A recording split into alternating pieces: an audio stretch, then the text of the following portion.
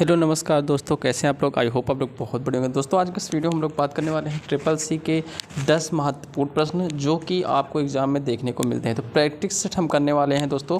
तो इस practice set के माध्यम से जो भी एग्ज़ाम होने वाला है, जुलाई का आप लोग को डेट आ चुकी है ट्रिपल सी की, जो कि डेट है 2024 में जुलाई 23 तारीख से 27 तारीख के बीच में आपका एग्ज़ामिनेशन स्टार्ट है।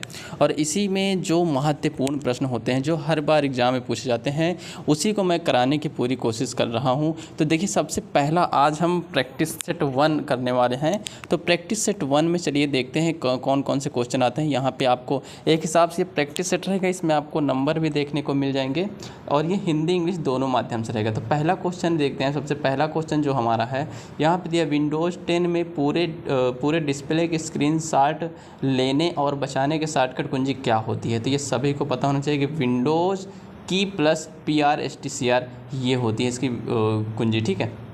दूसरा क्वेश्चन जो हमारा होता है वो होता है आ चुका है, कंट्रोल शिफ्ट और आल्ट को क्या कहा जाता है। चलिए अब आप बता सकते हैं, ये कीबोर्ड से रिलेटेड क्वेश्चन है।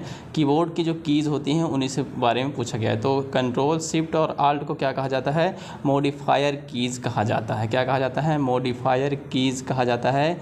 ये आपको याद रखना है। कल्क में डिफ़ॉल्ट फॉन्ट का कल्क क्या होता है, ये लिब्रो ऑफिस का क्वेश्चन है, ठीक है। लिब्रो ऑफिस का क्वेश्चन है। लिब्रो ऑफिस कल्क में डिफ़ॉल्ट फ़ॉन्ट साइज़ क्या होती है। तो फ़ॉन्ट साइज़ यानी कि आकार क्या होता है उसका 10 होता है। फ़ॉन्ट साइज़ क्या होती है उसकी 10 होती है, ठीक है, लिखने के आकार, ठीक है।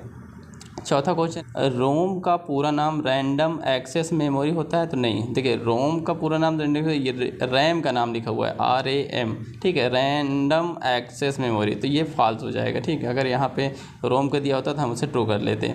विंडोज़ ऑपरेटिंग सिस्टम में स्टार्ट मेन्यू को प्रदर्शित या छिपाने के लिए किस कुंजी का प्रयोग करते हैं। अब आप इसे बता सकते हैं। इसमें आपको बिल्कुल इजी है, विंडोज़ की का इस्तेमाल करेंगे तो विंडोज़ की पर हम इसे टिक करेंगे। छठवां क्वेश्चन देखिए, आर्टिफिशियल इंटेलिजेंट क्या है। देखिए आर्टिफिशियल इंटेलिजेंट क्या होता है, जो मेकिंग अ मशीन इंटेलिजेंट, वो मशीन इंटेलिजेंट ही आर्टिफिशियल इंटेलिजेंस होता है, AI जिसको आप लोग कहते हैं, ठीक है। अब रिमोट मशीन से स्थानीय मशीन में डेटा प्राप्त करना क्या कहा जाता है। देखिए कोई भी रिमोट मशीन है, उस स्थानीय मशीन में डेटा ट्रांसफ़र करने का मतलब होता है डाउनलोडिंग करना। क्या करना, डाउनलोडिंग करना। तो हम इसे डाउनलोडिंग पर टिक करते हैं। अगला क्वेश्चन देखिए है, एक सिस्टम सॉफ्टवेयर है। अब इन चारों में से हमें एक सिस्टम सॉफ्टवेयर बताना है। तो ऑपरेटिंग सिस्टम, लोडर, लिंकर या फिर सभी। तो देखिए जो सिस्टम सॉफ्टवेयर की बात हो रही है तो ऑपरेटिंग सिस्टम ही इसका राइट आंसर हो जाएगा। ऑपरेटिंग सिस्टम ही उसका राइट आंसर है, ठीक है। नौवां क्वेश्चन है, लिब्रे ऑफिस जो सॉफ्टवेयर है, सूट में कई एप्लीकेशन एक साथ बंडल होते हैं। हाँ बिल्कुल, क्योंकि वो एक साथ जुड़े होते हैं। अगला है, लिब्रे ऑफिस कैल्क में अधिकतम कितने रो और कॉलम होते हैं। बहुत ही ज़्यादा इंपॉर्टेंट है। देखिए लिब्रे ऑफिस आप ज़्यादातर मजबूत कर लीजिए।